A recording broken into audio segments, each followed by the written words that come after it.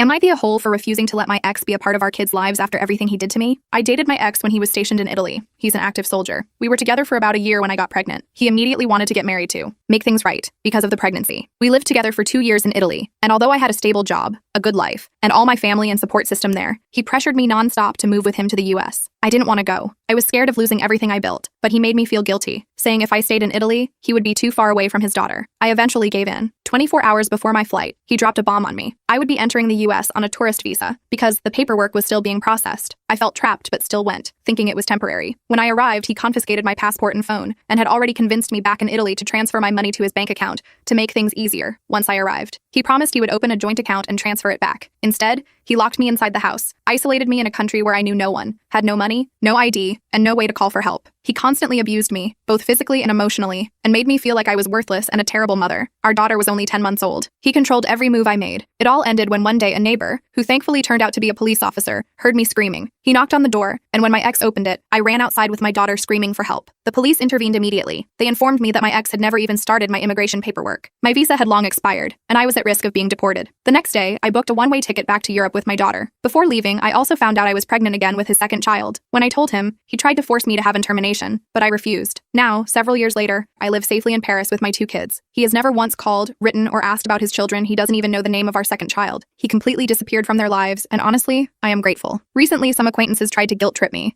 saying I should give him another chance to be in his kids' lives, that he might have changed, and that kids need their father. But after everything he put me through, trapping me, stealing from me, abusing me, abandoning me, I don't trust him anywhere near them. I don't even think he deserves to know them. So Reddit, am I the a-hole for refusing to ever let my ex back into my children's lives?